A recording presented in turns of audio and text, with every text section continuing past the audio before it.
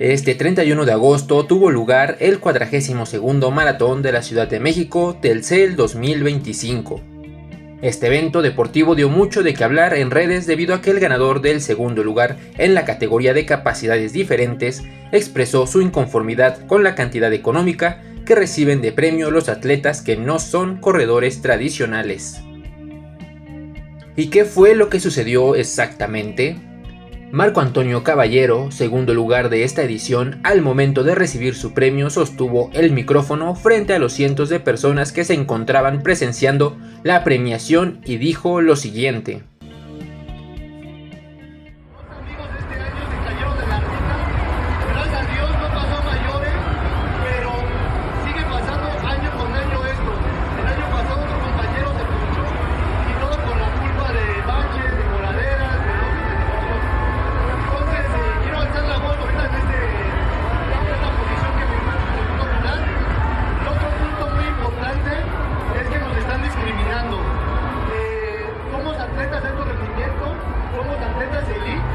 Y no es posible que ni siquiera el 10% del primer lugar de personas convencionales. Las personas convencionales llevan $50,000 y nosotros el primer lugar nos llevamos 60,000 pesos. Entonces creo que hay discriminación. Y aparte también, pues el deporte paralímpico está creciendo, vienen atletas paralímpicos de otros países. Y pues creo que en la ciudad es el buen momento para hacer el cambio. Gracias por la palabra y pues esperemos que sea un cambio y no sea a una represión para el siguiente año que ya no haya categoría silla de ruedas. Gracias por el apoyo. Como se puede comprender, su primera inconformidad se debe a las pésimas condiciones en que se encontraba la ruta. La carretera o las calles en las que los deportistas se desplazaban con su silla de ruedas no eran óptimas y, como podemos ver en las fotos, eran incluso peligrosas. Pero su segunda inconformidad fue la que más polémica generó, pues Antonio expresó que en esta competencia se estaban llevando actos de discriminación al momento de otorgar la cantidad económica de la premiación. Con esta acusación las redes sociales estallaron y nos dieron la oportunidad de leer diversas opiniones, muy contrastantes unas de otras, con diferentes perspectivas. ¿Qué opinó la sociedad? Entre los comentarios que estaban a favor de que se les pagase igual o más a los atletas con capacidad diferente o discapacidad visual, eran debido a la creencia de que este premio, además de compensar el esfuerzo de la competencia, debería ser una forma de compensar su condición cotidiana. También debía compensar el costo de la silla de ruedas, que es bastante cara de adquirir y mantener. Su costo ronda entre los 90,000 y 150,000 pesos mexicanos. Entre los comentarios que estaban de acuerdo con las reglas de la organización y por ende en contra de reconocer con una premiación mayor a los atletas con capacidades diferentes y discapacidad visual, podemos ver la defensa del evento, ya que entendían que esta carrera no tenía la responsabilidad de incluir al 100% a los deportistas minoritarios. Esta idea engloba varias razones, como por ejemplo el que la carrera estaba patrocinada por marcas cuyos mayores consumidores son los corredores tradicionales. Otros decían que el premio se basaba en la cantidad de personas suscritos en cada categoría aproximadamente. Es decir, que no es el mismo número de competidores entre una categoría femenil y varonil libre que una categoría de capacidades diferentes.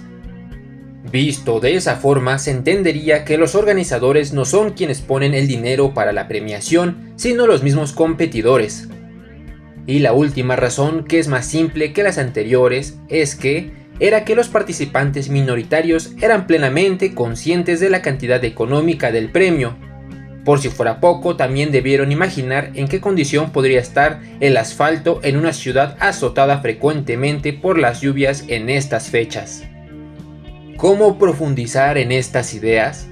Por medio de las ideas expresadas por parte de ambos bandos, se puede emprender una investigación para ampliar y enriquecer nuestro concepto de justicia, ya que corresponde a este principio resolver, entre comillas, este tipo de cuestiones.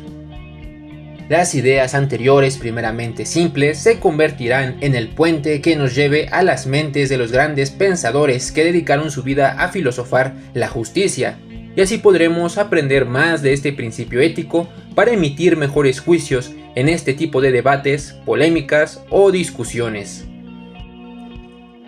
Estos filósofos que me di a la tarea de investigar se dividirán entre los que respaldan a los atletas minoritarios y los que están del lado de los organizadores o los atletas tradicionales. Planteado así este enfrentamiento entre ideales y reflexiones, espero que los espectadores puedan empatizar con alguno que otro filósofo que lo lleve a seguirse cuestionando estos asuntos, con un panorama más amplio para no aferrarse de manera soberbia a los juicios de sus limitadas neuronas. Filósofos a favor de los atletas minoritarios. El filósofo griego Aristóteles hace ya más de 2000 años nos dejó una profunda reflexión acerca de la justicia. En su obra Ética a Nicómaco hay una parte en la que nos habla de ella, dividiéndola en justicia correctiva y justicia distributiva. La justicia correctiva busca restablecer la igualdad cuando se ha producido un daño, pérdida o beneficio injusto en las relaciones entre personas, como en casos de delitos, fraudes o incumplimientos. Aquí no importa el mérito, sino el simple hecho de devolver lo quitado o compensar el perjuicio, de modo que ambas partes vuelvan a estar en un plano de equilibrio. Por otro lado se encuentra la justicia distributiva, que se refiere a la manera en que se reparten los bienes, honores y recursos comunes dentro de una comunidad, procurando que cada persona reciba lo que le corresponde en proporción a su mérito, esfuerzo o función. No se trata de dar lo mismo a todos, sino de mantener una proporción justa que reconozca las diferencias entre los individuos. Ambas formas de justicia, si fueran aplicadas a la premiación, pareciera que nos sugiere en primera instancia en recompensar mucho mejor a los atletas con capacidades diferentes y discapacidad visual. ¿O no les parece? Pero si les desagrada Aristóteles por considerarlo anticuado u obsoleto, puedo exponer a un filósofo más actual, un estadounidense llamado John Rawls. En su obra escrita en 1971, Teoría de la Justicia, plantea varios principios de justicia como equidad. El que más interesa repasar es el llamado principio de diferencia, que nos dice que las desigualdades solo son justas si benefician a los más desfavorecidos. Nos daría a entender que el interés por premiar de mejor manera a los corredores minoritarios es más que nada por compensar una desventaja. Pero aquí debo ser cuidadoso y decir que la desventaja no son las capacidades diferentes en sí, sino el entorno social, como las actividades laborales o de tránsito, y él o ella deben ingeniárselas de mil maneras para llevar una vida cotidiana o estable. Amartya Sen es un erudito laureado en economía nacido en la India. Su pensamiento alcanzaría un carácter filosófico con sus teorías de desarrollo humano, con el fin de alcanzar la eficacia económica y un bienestar social. Fue docente en universidades poco conocidas, tales como Cambridge, Oxford y Harvard. Nótese el sarcasmo. Como es un filósofo contemporáneo, quiero mencionar brevemente su obra más importante o famosa llamada Pobreza y Hambruna, un ensayo sobre el derecho y la privación, de 1981, donde demostró que el hambre no es consecuencia de la falta de alimentos, sino de desigualdades en los mecanismos de distribución de alimentos. Pero la obra que compete analizar es Desarrollo y Libertad, publicado en 1999. En esta obra la libertad concebida plenamente se puede lograr si al humano se le garantizan 5 cosas: libertades políticas, servicios económicos, oportunidades sociales, garantías de transparencia y una seguridad protectora. Bajo esta obra podemos estudiar de mejor forma el caso de los atletas minoritarios, y no solo a ellos, sino a cualquier sector social, pero principalmente a los evidentemente desfavorecidos o agraviados. Martha Nussbaum es una filósofa estadounidense cuyo pensamiento floreció a finales del siglo XX. Tuvo una relación muy estrecha con nuestro filósofo anterior. Martha promovió el concepto de capacidades, las cuales vistas en conjunto se consideran libertades sustanciales, y estas son esenciales para el desarrollo. Por lo tanto, las privaciones de estas capacidades se asemejarían a la pobreza.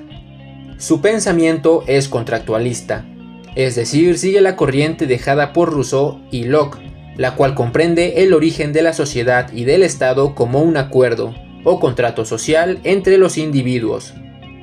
Tal vez su obra que más nos puede enseñar sobre justicia sea Las fronteras de la justicia, consideraciones sobre la exclusión, que vio la luz en el 2006. En ella aborda los problemas aún no resueltos de la justicia en los contratos sociales. Profundiza precisamente en la corriente contractualista y dedica un gran número de páginas al tema de las discapacidades. Me gustaría terminar este grupo con Michael Sandel, filósofo estadounidense contemporáneo sumamente popular por su obra encauzada al análisis del concepto de la justicia. Y en su libro titulado Justicia, hacemos lo que debemos, publicado en el año 2009, comienza con la misma pregunta del título, invitando directamente al lector a someter sus propios puntos de vista a un examen crítico, a que determinen qué piensan y por qué lo piensan. Una concepción que nos proporciona de la justicia es que ella debe distribuir las cosas como es debido, dando a cada quien lo suyo, según el bienestar, según la libertad y según la virtud. Sandel inaugura en la filosofía una nueva categoría de obligaciones que trasciende las obligaciones puramente individuales o universales. Una de ellas es la solidaridad, que surge de la historia compartida y de la pertenencia a una comunidad particular. A diferencia de la justicia liberal, que busca principios neutrales, Sandel argumenta que nuestra identidad está moldeada por la historia de nuestras comunidades, creando deberes específicos hacia aquellos con quienes compartimos esa historia. Filósofos a favor de la libertad. Toca hablar ahora sí de los filósofos que no estarían tan a favor de la defensa de los atletas minoritarios. En su obra más importante, El Leviatán, del año 1651, Thomas Hobbes establece que en el estado de naturaleza no existe tales cosas como la justicia o la injusticia. Estos conceptos aparecen únicamente cuando los humanos establecen un contrato o pacto social. Para Hobbes, la justicia es cumplir lo pactado, y cualquier reclamo adicional fuera de lo estipulado estaría fuera del contrato, y por tanto no sería exigible. Tomando estas palabras con seriedad, los atletas minoritarios no tendrían nada que alegar, pues el dinero del premio se otorgó íntegramente según lo pactado en la convocatoria. Ayn Rand es una filósofa rusa del siglo XX, famosa por desarrollar un sistema filosófico conocido como objetivismo. Sus ideas defienden el egoísmo racional, el individualismo y el capitalismo, argumentando que este es el único sistema económico que le permite al ser humano vivir como tal, es decir, haciendo uso de su facultad de razonar. Y en este caso, si hay menos participantes en la categoría de silla de ruedas y menos interés económico, el premio menor es coherente con la lógica de mercado. Entre sus principios sostenía que el humano debe elegir sus valores y sus acciones solo mediante la razón. Cada individuo tiene derecho a existir por sí mismo sin sacrificarse por los demás ni sacrificando a otros para sí. John Stuart Mill fue un filósofo inglés del siglo XIX. Aunque defendía el bienestar colectivo, sostenía fuertemente que los recursos debían dirigirse donde generaran mayor beneficio. Esto lo desarrolla ampliamente en sus obras Principios de Economía Política de 1848 y Utilitarismo del año 1861. Bajo la teoría del utilitarismo que adoptó, lo fundamental es lograr el mayor bien para el mayor número como resultado final de la acción humana. Entonces, si dar mayores premios a los corredores tradicionales atrae a más participantes, más espectadores y más ingresos, justificaría que esta es la acción que produce más beneficio para la mayoría. Para finalizar esta lista, hay un filósofo estadounidense llamado Robert Nozick.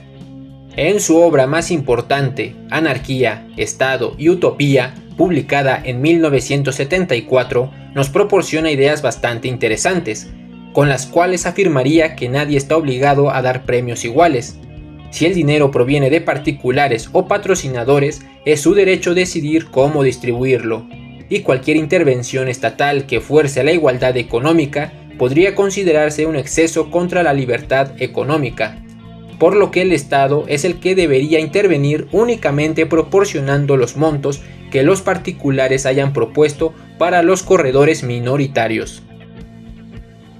Antes de dar el comentario final, debo advertir que el pensamiento de estos últimos filósofos no refleja una postura absoluta. Este trabajo solo toma una pequeña parte de su filosofía para hacer una interpretación de lo que pensarían acerca del tema en cuestión. Con esto quiero decir que sus reflexiones están cimentadas por otras circunstancias sociales y culturales con prioridades distintas. Con el propósito de comprobar si esta desigualdad se repite más allá del contexto mexicano, investigué algunos eventos deportivos en otros países. Los resultados muestran que, en efecto, la situación persiste en la mayoría de los casos, aunque en los últimos años comienzan a aparecer más eventos que marcan un cambio. Si bien aún son pocos, me gustaría mencionarlos para abrir una posibilidad real hacia una justicia más incluyente en el ámbito deportivo. El primero a destacar sería el Maratón de Londres 2024. Este se convirtió en el primer maratón del mundo en igualar el dinero entregado como premio entre atletas tradicionales y minoritarios.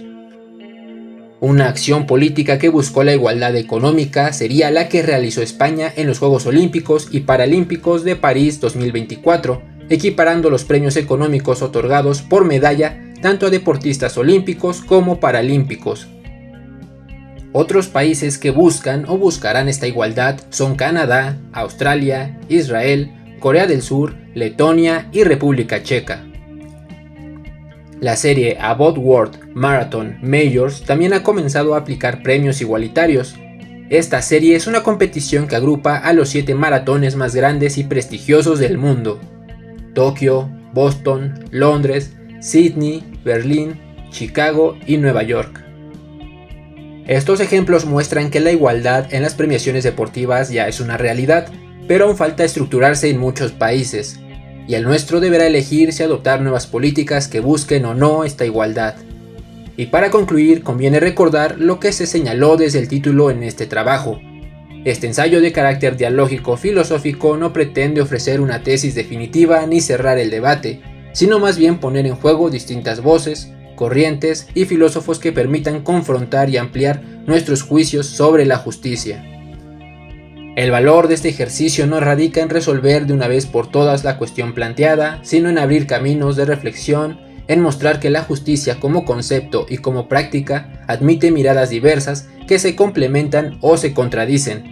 De esta forma, el espectador queda invitado a seguir informándose y comprender de mejor manera la postura que adopta.